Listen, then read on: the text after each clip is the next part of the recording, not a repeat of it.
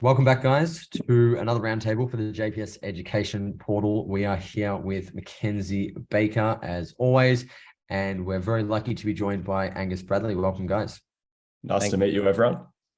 And Angus, start us off, mate. When it comes to program design, which is the topic that we're discussing today, what are your general philosophies or ideas when it comes to putting together a program for training, whether it's your head space that you're going into when putting pen to paper or finger to button, what kind of concepts and things that you're thinking about that are most pertinent when designing a program for your clients or yourself? So first thing I'm always thinking of when it comes to programming design is just meeting the individual needs in front of me, where they're at. And from a general programming perspective, the other thing that I'm always bearing in mind is just the sheer amount of things that I've seen work. So my programming philosophy very much falls in line with the good enough from a science-based principles perspective. And then the artistic side comes in just trying to meet the logistical and personal preferences of the individual in front of me. And again, really relating it, I guess the best way I can sum it up is the anti-fragile approach. Make good enough programming decisions. But I think one of the biggest threats to the system of good programming design is the predictive aspect of periodization. And I'm just trying to remove all the predictive qualities that go into traditional periodization and have much more of that reactive approach. So map training out 1 week at a time and then just react to what's happening in front of me rather than trying to be this predictive wizard. And I think that's the key trap that a lot of people who are students of periodization commonly fall into. Yeah, I like that. I think there's been a big paradigm shift, or at least in certain circles. I don't think it's been across the board within the fitness industry, for people to have more of a bottoms-up approach, where they're auto-regulating their training based on individual needs and context within a given session, training week. Because as we know, I think the human body is very, very unpredictable from day to day, week to week, and especially when we're dealing with a lot of clients or individuals who don't have very predictable lifestyles. Right, those periodization models have a little more utility in the sense that you can map out training, proactively, maybe 2-3 weeks at a time. If you have an athlete who is on the same sleep schedule, on the same nutritional plan day in, day out, their workloads managed very tightly, and they're maybe at the top echelon of their sport. But when it comes to everyday lifters, there's just so much unpredictability. And I think you really need to have that auto-regulated approach where you're working with the individual on their acute needs as well as their long-term needs as it relates to their goals and whatnot. And I really like that. So when it comes to putting together a program with that in mind, I guess, what are your next steps? Like, what's the framework or a conceptual model that you have with that as sort of the foundation for your decision-making when it comes to, I guess, putting the program together in terms of like volume, frequency, intensity, those kind of things? Like, where does your head go from there? A lot of it is just prior training history, and then obviously having a discussion with them about how well was their prior training, meeting their needs, and then sort of any sort of changes that they would like to make. I also like to get an idea of, I'm very inspired by, we know James Smith, the fat loss coach. Do you know James Smith, the thinker? He's very into like organizational structure in sporting teams. And he has this view of strength and conditioning coaches where they stack up in a pro sport team organizational hierarchy where, they're trying to manage all these loads at the end of the day, that with like a certain dose of conditioning hypothetically, but then someone will mouth off at training and then the head coach will come in and just make everyone run laps. And then the S&C coach is just tearing their hair out because they're like, no, my perfect plan is just being blown up in smoke because the head coach has no actual understanding of the S&C coach's role. And that's how I view my role, especially when working with the general population, or even when I am working with a professional athlete. I have to respect where I am in the hierarchy, because programming at the end of the day is all about dosing stress, but I'm actually not the primary person who's in charge of the dose of stress that my client receives. Again, even at the level of the general population, I view my client's family as head coach, and I view their boss as assistant to the head coach, and then I'm running third string. So all of my stuff and my level of reactivity is usually based off that. And going back to what you said as well, you acknowledged that there was very much two camps in this programming crowd. Like there is the people who've bought into this bottoms up reactive approach. And then there's critics of that approach who sort of think that it's too flexible, it's too soft. It's just for people who want to make up excuses and things like that. And I see where they're coming from. So what I'm also trying to do from the initial stages of program design with my client is find where they're at on that sliding scale, how much reactivity, because some people do have more relatively predictable lives. Like a lot of these people who compete in bodybuilding shows, they effectively treat themselves like professional athletes, and they'll almost like forgo certain aspects of family and work life to adhere to a program. So I can be less reactive, and their life will be a little bit more predictable to me in that regard.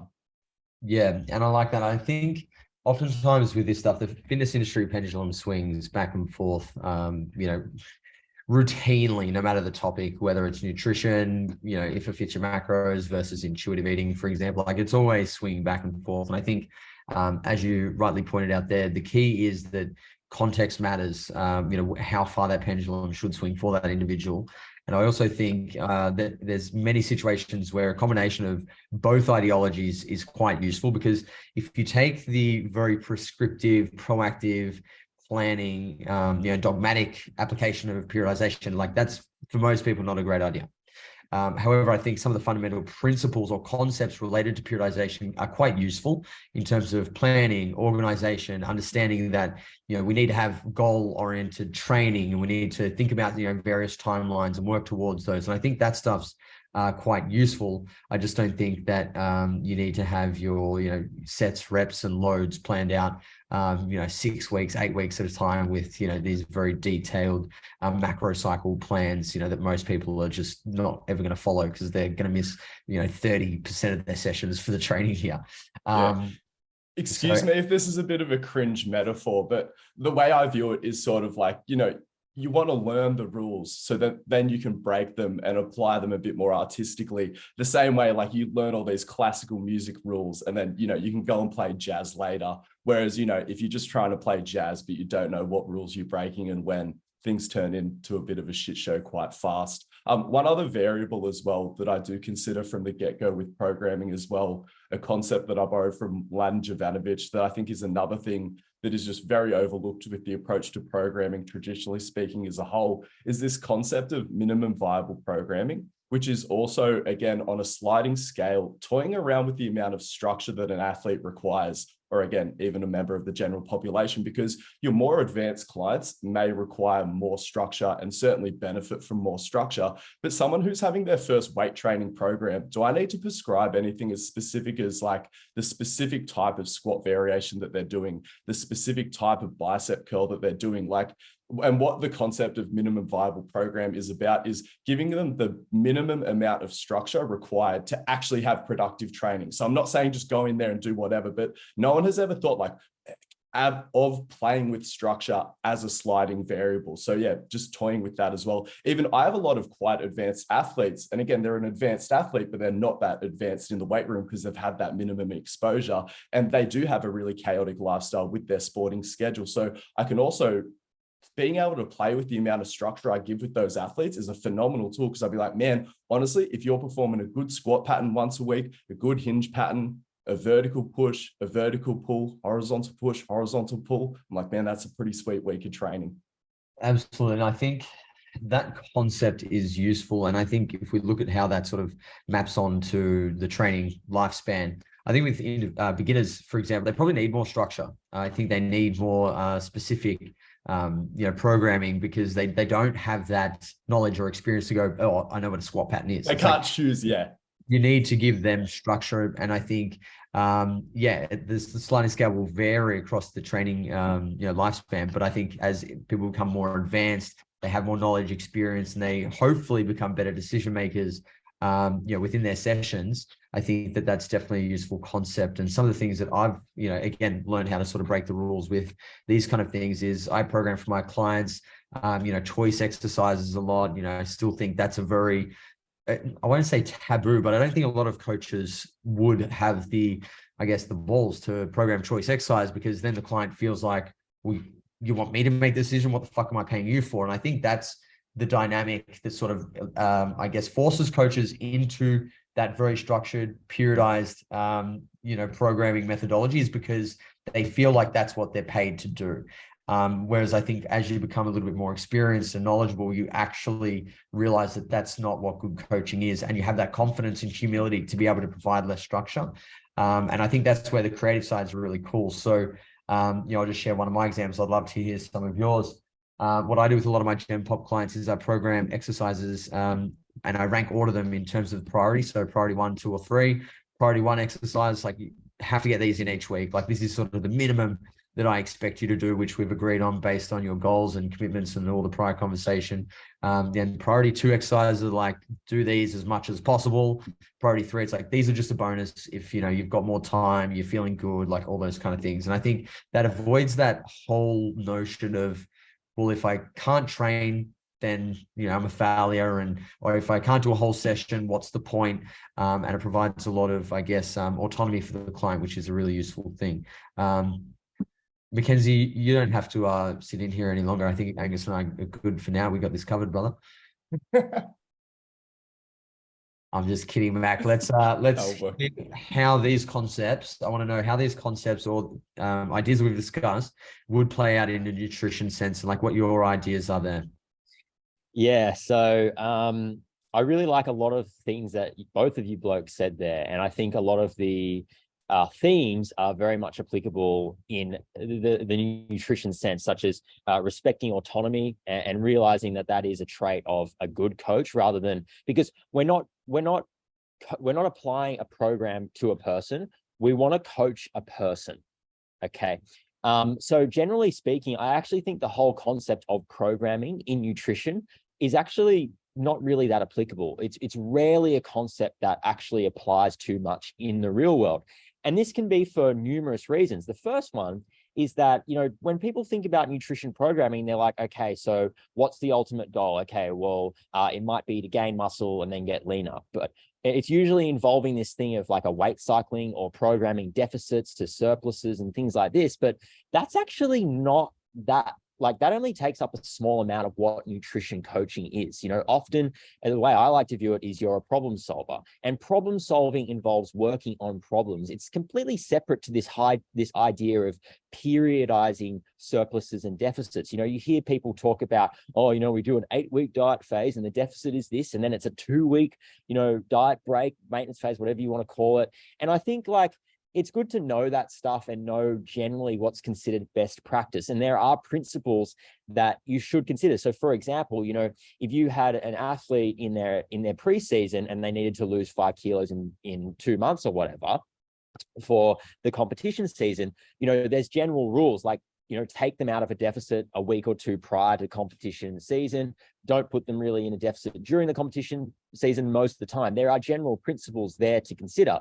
But generally speaking, like this whole programming thing lacks a lot of applicability, because even if you lay out a plan, chances are, someone's going to go on holidays. They're going to get injured. Something's going to happen in life. They're going to encounter a nutrition speed bump. And this freaking, periodized perfect plan is thrown out the window. And as you blokes know, a plan is only as good as someone's willingness and ability to actually adhere to it. So there's 2 concepts there that fall in the golden behavior criteria. Willingness, do they want to? And if you haven't respected autonomy, if you're not coaching the person, if you're just applying a program to a person, you haven't respected autonomy. So they're probably not as willing as you would like or want to think in terms of their adherence potential. And they might not be able to do it because, like I said, life throws speed bumps in the direction of your perfect periodization plan. But like I said, yeah, there are general themes and I guess rules or guidelines that we can take from what in theory is considered the perfect periodized approach to nutrition, depending on the context. But yeah, I think often it's got to be reactive. And I think there's nothing wrong with having a general like, okay, so, this is what we're laying out as the blueprint for, say, the next 3, 6, 9 months. But obviously, it's subject to ongoing evaluation and adjustment. I think that's a really important thing. And another thing to consider is, we don't want to just throw needless parameters at someone. We want to meet the client or coach the client, again, meet them where they're at. Because if we're throwing needless parameters, we're creating needless restriction, and this is only going to tax their self-control, which diminishes their adherence. And generally, it's just going to make the whole process harder than it needs to be. More friction means, it is harder to stay on track when you get thrown, a speed bump, and then we have that all or nothing thinking that can result. Oh, because I didn't follow the coach's program, because I didn't follow the specified phases of deficit and surplus, therefore, I've stuffed it up. It's all out the window. I might as well just throw in the towel. And these are things that we need to consider when we are talking about this concept of programming, I feel. Yeah, and I think there's also a technical distinction to make between like programming and periodization, right? Because programming is the acute decisions around the training variables, whereas periodization is more longer term planning, management, and all these kind of things. So I think coaches and individuals who are like programming for themselves want to be programming more than they are periodizing, and assessing outcomes and making decisions based on those outcomes at that time, rather than trying to predict the future and plan things out in a great level of detail. And I also think it's really interesting, Angus, I'm sure you've read John Kiley's work. I was just about to ask it. Yeah, I love him. But a lot of people, I'm a big fan. A lot of people don't know the history of periodization. Like, it came from scientific management theory in like the Industrial Revolution. It's like it was designed to increase the efficiency of like manufacturing and like production. When Hans Selye was a tobacco industry shill. Yeah, and he was, fucking around with rats and things like this. Like, these things are very outdated, and it's important when you take a model and its application or utility is in one domain, and then you try to take it across and like have that cross-pollination of ideas. It's like it doesn't always work out perfectly. And I think that's what we've really started to see here, is that this longer term planning around training probably isn't as beneficial as what we once thought with the Soviets and all these kind of things, when they did some, bullshit, investigations on like who got more gold medals back in the 80s, I think it was, or something like that. And they found that the lifters or the individuals who had more periodization got better results. It's like, this is not, also the lifters who had more gear. This is something that I bring up a lot in my periodization rants with people. So everyone stereotypes the USSR as the most successful weightlifting team in that period. And it's like, yeah, they had the best periodization, they had the best drugs. Wrong. Bulgarian team actually beat them, and all they did was max out every day. And again, people say the success of the Bulgarians was just off the basis of drugs, but they had less good drugs and they had no periodization, and they smoked the Russians. Well, there you go. Fun fact for you all. So, okay, so with this periodization and programming distinction, I guess, out of the way, I guess, what are the decisions that you're making on a day-to-day basis with your clients, and where do you see, we'll start with you, Angus, most of your, I guess, coaching decision-making, being based on, like, what are the variables and factors that you're looking to most? Like, is it, stress, recovery, like how are you measuring performance? Like, what are you looking at to then inform those decisions around your programming? Okay, so the main problem that I'm trying to solve with programming is I'm trying to string together as many productive weeks of training as possible without having to deload them and without injuring or something negative happening to my athlete.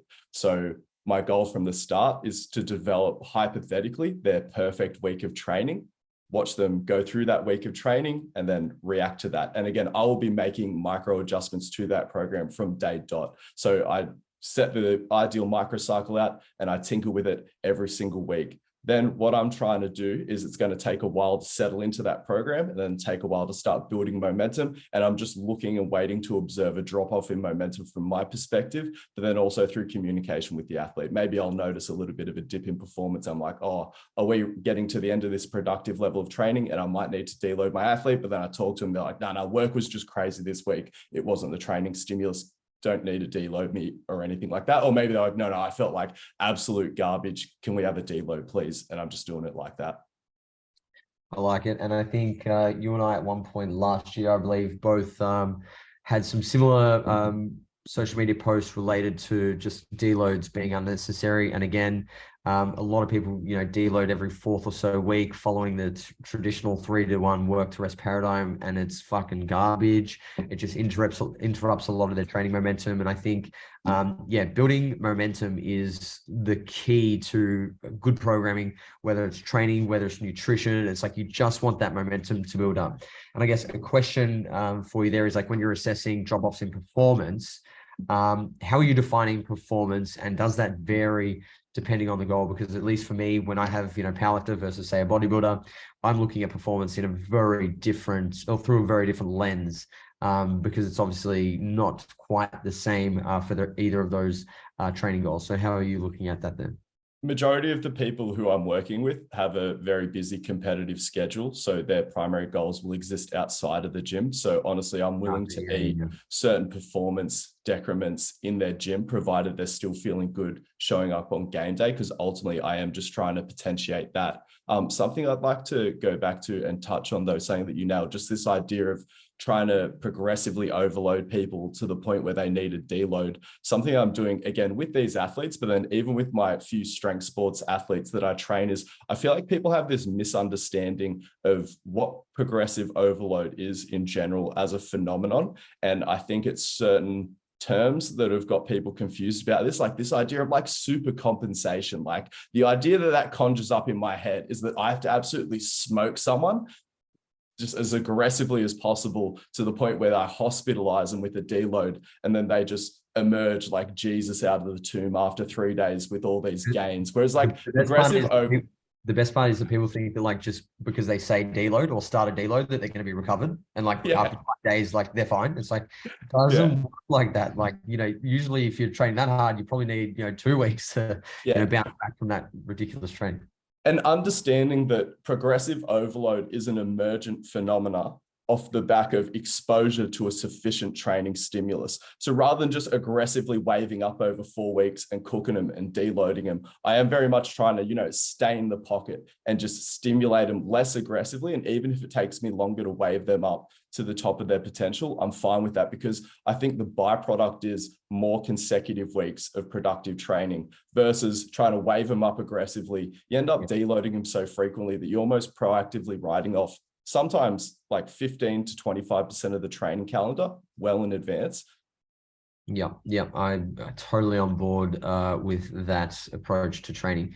And I think also, like, it comes down to a fundamental misconception about what the objective in training is. Like, we're trying to increase fitness, and fitness obviously means something different depending on your training goals. Like, fitness for a bodybuilder is more muscle. Fitness for a track and field athlete is faster times, or, better performance in their, given sport. Fitness for a footballer, AFL football is just a bunch of fitness qualities thrown together, really, and doing something stupid with the footy. But it means something different for anyone. You're trying to increase fitness, and basically the idea about peaking performance is not so much trying to chase this elusive, mystical goal of super compensation, but it's managing fitness fatigue dynamics and, lowering fatigue as much as possible to express the full capacity of your fitness. And I think that's where people really don't understand, what training and progressive overload should be. It's like, progressive overload is increasing your fitness over time. Like, that's just going to happen if you're getting the stimulus right in the first place.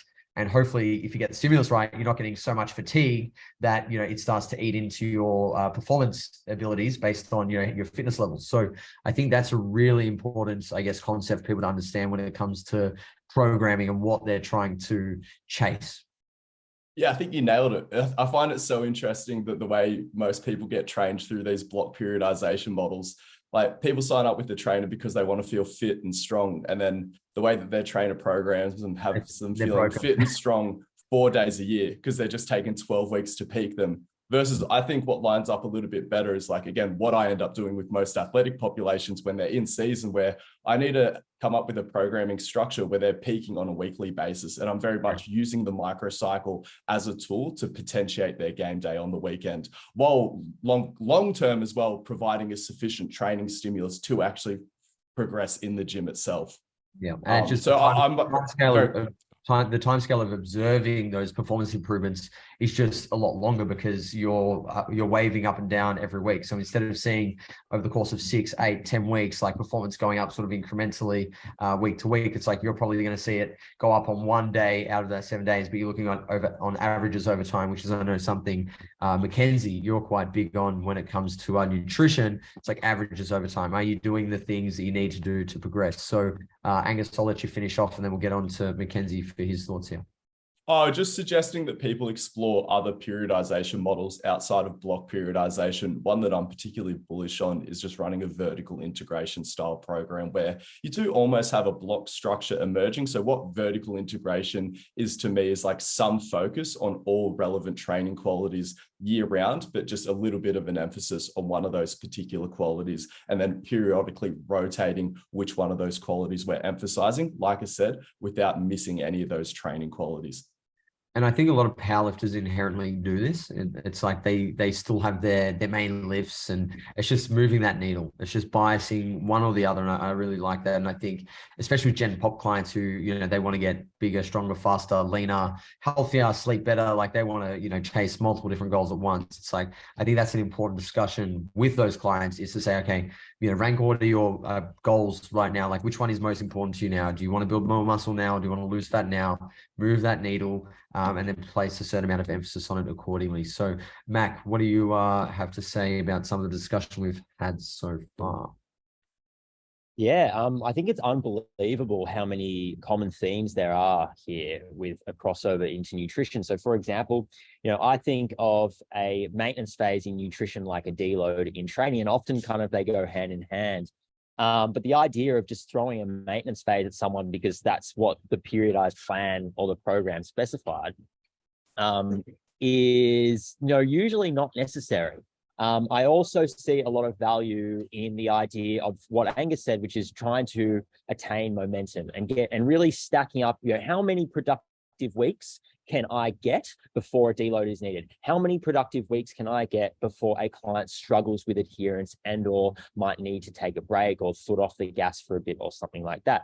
And I think that really comes down to, I'm going to say, intelligent programming, where you think about, okay, what are we trying to achieve? What are the principles that we're trying to nail? And it might be something like, well, we might be looking at a principle such as an energy deficit or a sufficient amount of protein, or we might be looking at certain behaviors that correspond with trying to solve a particular problem.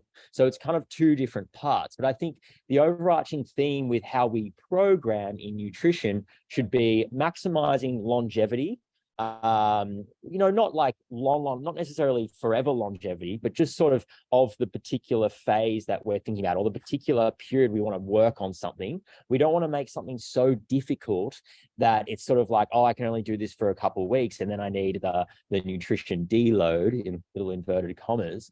We want to try and program in an intelligent way that goes for bang for buck, with that emphasis on averages over time, because that's the thing that's really going to help someone move to where they want to go in the long run. So yeah, it's just insane to me listening to you guys chat about shit like this is a crossover, that's a crossover, and even the chat on fatigue. You know, we want to manage fatigue so we don't need to, you know, do a deload unnecessary or prematurely. It's like we can think of fatigue in nutrition as maybe like adherence fatigue, or some people call it diet fatigue. I think adherence fatigue is probably more applicable because usually the reason why people you know, start to hit more of a plateau in kind of like an assertive we're going for something phase is not because of some physiological metabolic like down regulation or something. It's usually because adherence starts to suffer. So I think adherence fatigue is probably a more real world applicable reason why we want to think about, you know, intelligently programming with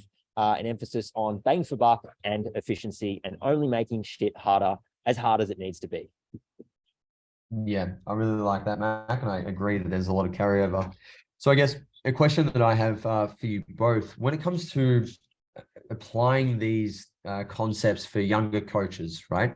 Because obviously we've all been in the game for a while, and it sort of takes going through that process of following that dogmatic black and white prescription or doing things in this way, and this is the way to do it, to then having, you know, multiple experiences to draw on, realizing right from wrong, and to be able to differentiate, I guess, various concepts and their utility in certain contexts. How would you advise young coaches who are trying to have a more auto-regulated based coaching paradigm within their programming system, to communicate that to their clients. Because I think this is where it becomes really difficult, because if you have a client, for example, it's like, yeah, we plan out loosely, oh, we're going to diet for 8 to 12 weeks. We might have a maintenance phase. People don't like that. People do want to be told from their coaches what to do. How do you navigate those situations? Like, even with my contest prep athletes, I'll use this guy as an example. I planned for him to, once he'd lost around this amount of weight or achieved this kind of look, and I was like, okay, we probably need a diet break here because he's going to be feeling the pinch a little bit. But he kept asking me, when am I having the diet break? Like, and I'm like, man, like roughly when we lose this much weight, like after this amount of time, I'm not like, could be earlier, could be later. It just depends. We've got to see what happens. And I could see that was getting frustrating for him. And a lot of people would, in that situation, maybe go to another coach who's going to tell them exactly what to do. Because as human beings, we want to outsource a lot of these decisions. We want somebody to say, this is when we're doing it, this is how to do it, go do it. And we don't want to have to think, right? And it's when there's that gray area, a lot of people can find that frustrating, and turn to those coaches who are giving them much more concrete, assertive, definitive answers. So how do you, I guess, get the buy-in and confidence from your clients, whilst dabbling in the gray and being a little bit more, hey, we just got to see what happens kind of thing?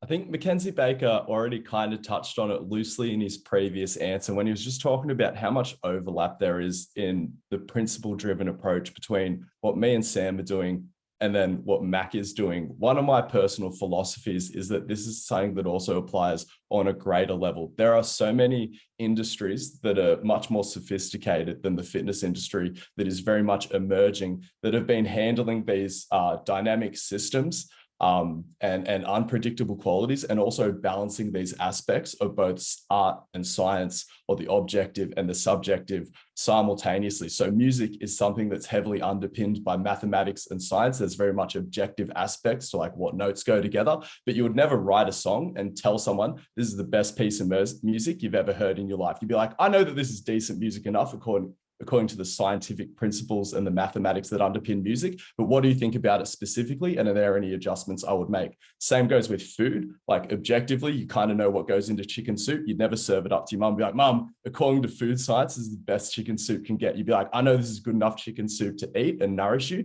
What do you think of it as far as the flavor? And I view our field as the exact same thing. Like, with the scientific principles of training, I know I can cook up a program that is good enough, but then I need to serve it up to my athlete like it's a song or like it's a plate of chicken soup, and be like, now what do you think about this subjectively?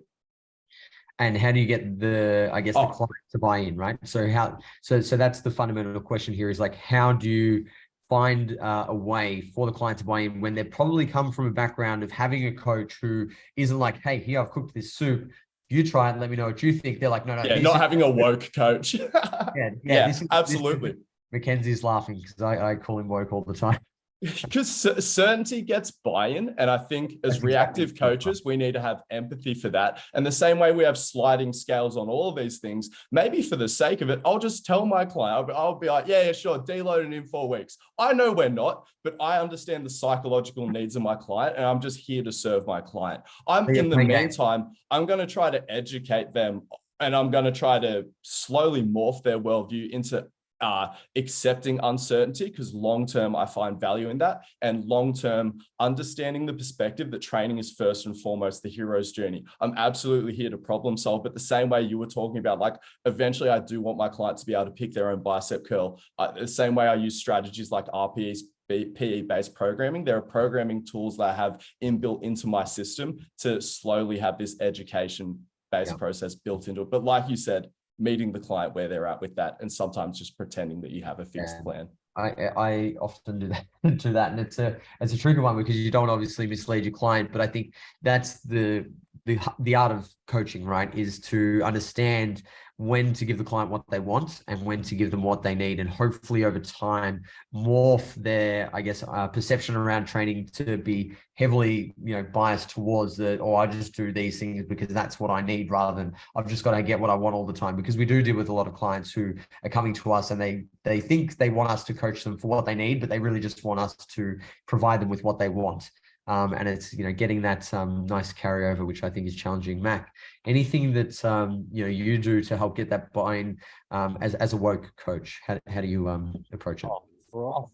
Frothing gents. So it's definitely a balance between giving the client what they want, respecting their autonomy, but also giving them what they need. And I actually think this is where the MI spirit. Here comes macro coach Steve coming out. This is where the MI spirit really comes in. And you're not a follower, you're not a leader, but you're a guider. So it's a middle ground approach. Resisting the writing reflex, I think, is huge here as well, because that's like automatically going to push them towards like thinking that you're this authoritarian, coach, and you just have the answers. Yeah, so that would be more of a leader where you're just telling them what to do. So the MI spirit is like you're in the middle, you're a guider. You're not just letting them do whatever they want, but you're not, enforcing things. You are respecting autonomy, but you're also using interviewing techniques and certain questioning, Socratic questioning, to, if a client wants to do something that probably isn't best for them, or they're fixated on this idea that they need a certain periodized program style situation, you do want to lean into that a little bit, because you do want to satisfy their needs. Buy-in is obviously important. It's an important part of adherence. And, if they don't have buy-in because they're not getting what they want from you, they might go to macro coach Steve down the road, even though that's not what they really need. So exploring their beliefs. Why do you think you need this, perfectly rigid macro target situation? Why do you think that we need to specify exactly how many weeks we're doing in deficit and then a maintenance phase for? I feel like exploring those beliefs and then helping them, the client really come to their own understanding of what is going to be best for them after you've asked for permission to share your thoughts as the expert, but you've asked for permission. But then you're engaging their autonomy, you're eliciting their thoughts and their ideas. So you're giving yourself the opportunity to provide your input in a non-aggressive or resistant or kind of like, this sort of way. And you're then respecting autonomy, because then the client is given the opportunity to say, okay, with this in mind, what approach would I like to take? And often through this sort of questioning process, this interviewing process, clients will come to the realization that their beliefs are actually misleading or not the most productive thing they could do. And then they'll be more open to what you've thought about. But it has to be done in a certain way where you're not kind of trying to create conflict with them. You're not debating them. It's very important that is approached with a lot of respect and empathy for the beliefs that the client might have at the time. Yeah, I like that. And I think from a coaching or programming point of view, one way that I've certainly seen the benefit of that is to try to figure out what the client thinks is practical and what they're able to do with their training, and then trying to highlight to them, well, this is probably going to get you a better result. This is like more, quote unquote, optimal or closer to optimal. This is what you're currently doing. We probably need to do a little bit more of this, for example, and then trying to find that middle ground of where they're at. But I don't think that you can get to that point without having those discussions. And I think there's heaps of carryover between training and nutrition in that sense, but I don't see a lot of coaches really trying to interview their clients when it comes to the programming side of things. I see that happening more and more in the nutrition space. But with the programming side of things, I don't see a lot of coaches really interviewing their clients about like, well, which exercises, do you really like, or, how many times a week do you think, it's feasible to train, for how long? I think these are really important questions. Yes, Mac. It's funny because coaches will whinge and bitch and moan about clients like negotiating their program or their prescription. And it's funny because a lot of these coaches call themselves evidence-based, but the evidence actually suggests that respecting autonomy, showing empathy is better in all ways. Science has gone woke. It did. Yeah. So literally, getting pissed off at a client for negotiating, your prescriptions, that's not evidence-based. And then saying things like, well, I'm not an empathetic coach. I just want to work with coaches who are robots. Or you might say something like, it's irresponsible for the client to not be able to maintain their habits after the comp or after the diet phase. And they're irresponsible for rebounding. And what you're doing there is you're making them internalize the idea of them being a failure. And when someone feels like a failure, their willingness and their motivation to try and do the things that will help them maintain those results gets diminished. So by being that non-empathetic, blaming the client style of coach, you can't call yourself evidence-based. It literally directly conflicts with what the evidence suggests. Now, with that being said, there's another end of the spectrum where it's like, it's too wishy-washy. It's like, oh, yeah, you can do whatever you want. That's not what the MI spirit is. Like I said before, it's a spectrum. You have leading and then you have following. We sit in the middle, we guide. Yeah, love it. Something I'll add to that as well is I think that the average personal trainer just thinks that their client's an idiot. They're like, oh, they don't know that the bicep has 2 different parts to it. Like, oh, can you believe my client came in and asked me about this food documentary they saw on Netflix? Meanwhile, their client's like an elite accountant or something like that. It's like, they've definitely got the hardware to compute this stuff. They just need someone to explain it with some decent principles to them. Yeah, no, I agree. Very good. And I guess, to round up this discussion, I guess, if you had any parting wisdom for young coaches out there when it comes to programming, Angus, we'll start with you. Like, what would be your, I guess, number one tip for young coaches when it comes to trying to understand, I guess, the complexities of programming? Learn the basics, but then as soon as you've learned the basics of program design, get your head outside of the sports science bubble. Because again, like one of the fields I like to turn to, and a lot of where my programming principles are derived from, economics and probability problems. And ultimately what we're trying to do is just manage resources here, whether it's money or whether it's fatigue. Yep. I like that. Mac?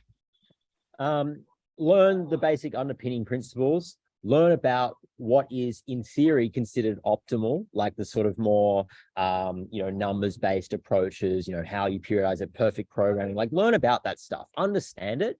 But then once you have that understanding, say, rightio, I'm not going to apply a program to a person, I'm coaching the person. And how you coach a person doesn't need to always be this, it doesn't even need to be this idea of programming. It can just be, okay, well, what does the client want to work on? What are some problems that we can solve together? Have a list. Which one would you like to start with? Great. How do you want to do it? So you attack that one for a couple of weeks or however long it takes, or when they're ready to move on the next thing. And then, you keep going down. That can be programming. So kind of expand your idea of programming being just about like, okay, so I program these macros and these calories, and I program this meal timing, and I program these supplements. I freaking hate it when personal trainers or nutritionists are like, I'm prescribing supplements. It's like, bro, prescribe like a doctor. Not a doctor, Habib. All right. Yeah. And just kind of expand your concept of what programming is. And remember, you're coaching a person, an individual, a real person with thoughts and feelings. And your role as a health coach, which is really what we all are, or a performance coach, is to make their life better. Yeah, I like that. And I would just piggyback on that and say that I think it's also hugely important for coaches to not only learn about programming, but also how to influence behavior change with your clients, and to be able to push people to not only do the things that you're asking or have agreed upon for them to do to achieve their goals, but to also learn how to make them better over time, and to keep getting more out of them. I think that is hugely important, and it ties into a lot of the points that Mackenzie raised. But thank you guys. Very, very thought-provoking, useful discussion. I think this one will be well received by listeners. Angus, appreciate you coming on, mates. Enjoy having me. The Gong. I couldn't believe that Wollongong had an airport, to be honest. I only found that out about a year ago. Yeah, mate, we got everything down here. It's pumping. That's fucking unreal. Also home of the 24th best point break in the country. What's that? I'm not a surfer. You got to explain this to me, mate. Sand Point. If you park in my spot, I'll slash your tires. Is that a surf spot, is it? Yeah. I can't wait to come and surf Sand Point and paddle up the inside of Angus. Heavy local scene. No, I won't have it. I won't even have to lay a finger on you. The crew will get you. Easy. Thank you, Mac and lads. We'll speak to you next time. Chance. Thank you.